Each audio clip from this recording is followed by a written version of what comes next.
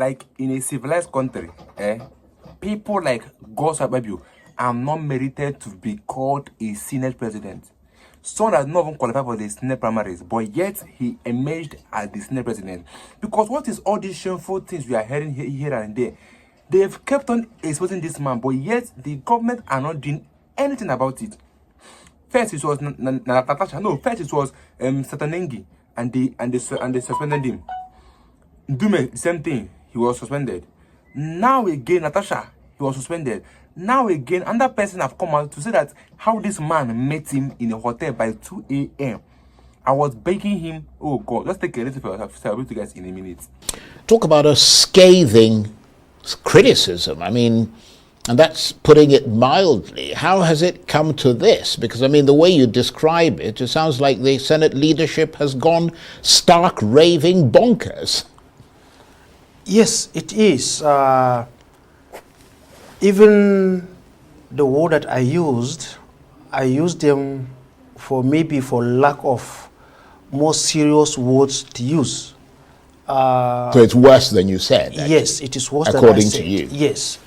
Now, let me start about myself as a person.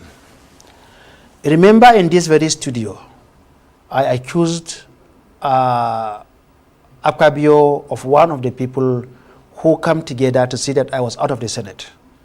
Because when the 10th Senate,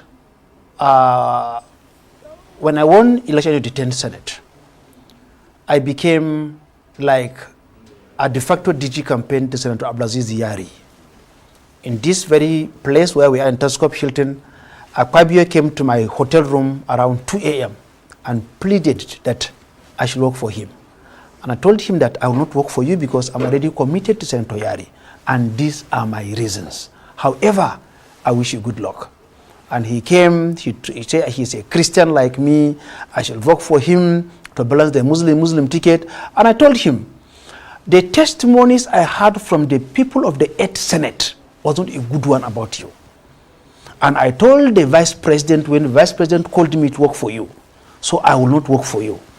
And one day they said there was a meeting in room, in floor 4 of Telescope Hilton, and they were dashing out $10,000. I told him I will not collect the money. Now, after the election, one of these days we were in his house, and we had a lengthy discussion. And he started taking me around the house, and he said, "Do you know that I have a chapel in my house?" I said, "Wow, you have a chapel here." I said, "Let me see." We went there and he showed me the chapel. And in the chapel, he told me that, "You know, you are my brother." I said, "Yes." He said, 5 senators will leave the Senate. He said, 5. I said, "How did you know?" He said, "I'm the Senate president. I know 5 senators are leaving." And truth what Akpabio said, 5 of us left. And you had no idea you were one of them? I was no idea that I was penciled for removal myself. So, when I was in the Senate, I traveled to Kenya on a parliamentary assignment. I spent my own money, about $14,000. I submitted paper for reimbursement. They refused to pay me till this very day. Before I was removed, I already obtained Angolan visa to represent the Senate at the IPU conference in Angola. The practice has been, even if you are not a senator or a member of our House of Representatives, as long as you are you are representing the country. In fact, former senators or former members of the House of Reps still represent Nigeria until new people come in and inaugurated. He turned me back from the airport. That is Akpabio. My salary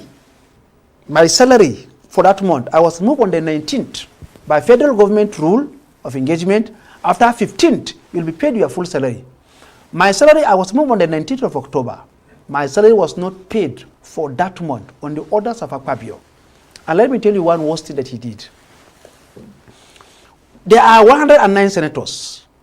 Now, 5 of us were removed. 2 left. Umahi left to become Minister for Works. Gaidam left to become Minister for Police Affairs. Now, making 7 senators left the National Assembly. Out of the 7 senators who left, Akpabio sent their official cars to their houses. Every senator that was removed from the Senate got their own official vehicles, leaving only Senator Abo alone. Senator Darlington got his own. The two senators from Plateau, the other Senator Ohere, the 4 of us removed by the court, they all got their own. And the 2 that left before me, that I screened them to become ministers, because they come for screening, and then I screened them as a senator. They also got their own car. They left before me, yet they got their own car, leaving me out of the 116 senators sworn into the 10th assembly. Because I challenged Akpabio, I was the only senator that they refused to give him the car. That is the vindictiveness of somebody called Akpabio. Well, it sounds very personal, doesn't it? I mean, of course, for you, it's pretty much personal. I mean, so this is your payback then, is it? No. I don't pay back. I am just trying to, I laid a foundation so that I will come to the Natasha issue. Well, we're going to come to that. We're not there Yeah. yet. Let's finish with your allegations and your accusations against Mr. Akpabio, because one of them is that you said he's running the Senate like a personal empire. Yes. Targeting senators who oppose his views, and, Yes. and you suggest that you're one of them. Yes. And you say that, as I said, you yourself have been a victim of those actions. Definitely. And this is one of the incidents, Yes. or one of the sort of the problems that you're talking about. Yes, and then let us look at Senator Abdul Ningi. Senator Abdul Ningi was the chairman of the Northern Senators Forum, and I was the treasurer of the Northern Senators Forum. So as the treasurer, as a matter of fact, I was slated to become the secretary of the Northern Senators Forum. But because Abdul Ningi and Senator Abo, we are from the Northeast, and we said, let's take this secretary position to another person from another zone. So I became the treasurer of the Northern Senators Forum. And Abdul Ningi came out to say, this don't the budget will be passed. And it has been increased by so figures. Before you need Jack Robinson, Senator Abdul Ningi was suspended from the Senate for 3 months. And let's look at Senator Ndume. Ndume was the digital Akpabio. When Senator Ndume came out to say things are not run properly here, what happened to him? He was removed as the chief whip of the Senate, stripped of his position as the vice chairman of the Senate Committee on Appropriation, and then be thrown away. What vindictiveness do you want? And I look at it. The same Akpabio, I moved that motion to amend the rule of the Senate standing rule, that will allow only a senator that have served for at least 1 term of 4 years in the Senate before he go contest for leadership of the Senate. The amendment look Senate president only. The same Akpabio went and brought in first-time senators and made them leadership of both minority and the majority. Right. Just so that he can control them, so that nobody can say anything to him. Do you know that in Senator Akpabio's house, senators serve him tea? Well, I don't know. I am telling you now. But let me just say, and I am telling you now, and I told him that you are no longer a governor. These senators are your colleagues, we are not your commissioners. So they cannot serve you tea. So that kind of emphasizes the point where you say that he's running a personal empire. He's running a personal empire. But I mean, some might accuse you of speaking ill. I think you even addressed this yourself, of an institution that elevated you to prominence. No, I did not say that. And what I said in my interview last time was that I had to speak ill of the institution that brought me to national relevance. And what we are doing today, remember last time I was in this studio where I defended the remunerations of the senators. So that I'm speaking good of the Senate. And what we are doing now, all former senators that have been there since the time of Shagari, we are not happy with the level of the integrity of the Senate that have been washed down. So, right. But we're fast running out of time, so I'm going to gallop ahead. Yes. I mean, you, of course, were a member of this current 10th Senate. Yes. Until you were removed by the appeals court Yes. in October 2023. Very briefly, just tell us how you lost your senatorial seat. I lost my senatorial seat through judicial banditry, because there's no law that back what happened. And I believe the judge know what she did. And that's why she had to send Senator Ken Nnamdi to come to my house to come and beg me. And it's true, Ken Nnamdi is still alive. A situation where a judge said that local government election took place in 5 local governments, and she cancelled election in 2 local governments, diffranchised 2 local governments, cancelled election in 263 polling units, and not order for election as the law stipulated. That is not the law. That is robbery. That is a coup against democracy. Right. So you think there was political pressure? Of course, he was pressured. And I said it time upon time. Right. And unfortunately, I petitioned the NJC, and NJC became a body that only punish small judges, magistrate and high court judges, but they cannot punish big judges. And that's why I'm supporting the bill that should dismantle NJC. They are doing nothing. I have letters from the NJC today in my hand. They are doing nothing. And I'm advocating for that same bill in the House of Reps that the NBA should be the one who will discipline judges by passing a vote of no confidence on erring judges. Right. Now, you yourself, of course, you're not free of some of this damaging scandal that you talk about. I mean, because you went through a pretty damaging one when you were in the Senate. I mean, didn't you? Yes. You were sort of mired in that controversy when you were captured on video, slapping the owner of an adult toy shop. It's not so. In Abuja. I'll make the point and then you can refute it. I mean, you turned up there with 3 women to purchase some adult toys, and you were later the creation found, of the media. You were well, I mean, this is what the story that is circulating is. Yes. But you're here, you can refute it if you want to. I mean, you were later found guilty by a court, and you were ordered to pay 50 million naira to the shop owner. No, let me tell you what happened. What happened was that before I became a senator, a situation happened. Before I became a senator, something happened. And it was a case of people fought. Some ladies fought, not in an adult shop, but rather a candy shop that's separated into 2. Right. At this side, they sell candy for birthdays, the cakes, and the rest of it on one side. On the other side, it was an adult shop for women. Right.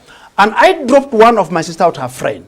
And when I left, I was told that I received a call that your sister is dead. I said, died? He said, what happened? They said somebody hit her. I thought maybe it was a car that hit her. I said, did the driver stop? They said, the driver did not stop. It's not a driver, it's a person. I rushed back there and I met a lifeless body who fainted there, assaulted by her fellow person. And it's not the owner of the shop. The person also came there and they had an issue. What happened was that they called off the video where the real assault took place on my own sister. And I met a conscious sister lying down, and they brought up where matter escalated. Where you lost your temper. Yes. Right. Okay. And we went to court, tried for criminal assault, which is more dangerous than just paying damages here and there or whatever. And we requested for the original video to know what happened. And the judge found me not guilty. However, there's a pressure on government. They want to continue to be taking money from here and there and the rest of it. And they said they are suing for damage. What damage? I never appeared in the court. I only heard that there's a case at the Federal High Court where they say they charge me for whatever, so there should be exemplary damage because my name is a senator. I should pay 50 million naira for fighting, and I appealed the case. So the matter was before the magistrate court, and I won the case. Right. Okay, well, that's what you say. The thing that is in the public domain is slightly different. No, but let's move on. You are hearing from me, Right. and you say you are giving me opportunity chance to clear this, and you are hearing from me I now. understand that. And not also that they say it's a breastfeeding mother, and these are all lies. Right. Do you know that a situation whereby they hired a baby so that the woman will hold a baby. So she's a breastfeeding mother. They borrowed a neighbor's baby and claimed to be breastfeeding. And Well, when this it all all this was sounds discovered, monstrously complicated, and I mean, we Yes. can't sort of get too much into it because you know the other side are not here and all the rest of it. But let me just say this: you mentioned that the Senate. Let's just return to the Senate President, which is the main focus of this. I mean, you said the Senate President had mishandled the Senator Natasha Akpabio sexual harassment allegation affair. Yes. How so? Briefly, because we're almost out of now, time. briefly, in the 8th Senate, I have the video and I can send it to you. Senator Akpabio had a serious verbal exchange with the Senate President Bukola Saraki over change of Senate seat. He was not suspended. He was not investigated. The matter was handled with maturity. In the case of Natasha, it took a different dimension. Sat like the emperor that he claimed he is, and said the woman shall be suspended for 6 months, withdraw her security, stop payment of her salaries, not to be seen to close the National Assembly building, and even her aides should also lose their salaries. Far-reaching decisions. Even ordering the Inspector General of Police not to provide our security. In another way, expose and so she will be killed. When you withdraw somebody's security, which is on right, that means you are exposing that person to be killed. And I know the IG, you see the police for all of us. Nobody owns the police. The IG realized that that is not a good thing to do. Because if they had tomorrow that Natasha is killed, something will happen that we don't pray it happen. Now, if Akpabio was not suspended for fighting with Saraki over change of his seat, why are you suspending Natasha for 6 months if only your motivation is because of change of seat? Secondly, Natasha went to court and she got a court injunction barring the Senate from investigating her until the substantive matter is heard. Senate went against the court judgment and suspended her still, even when there's an existing court judgment. That is contempt of the court. It was after they finished suspending Natasha that they went to court to vacate the court order barring them after contempt of court. And I'm sorry to use this word, cowardly, the judge, instead of arresting Akpabio for contempt of court, he vacated his own judgment that they broke. That's the pressure he was under.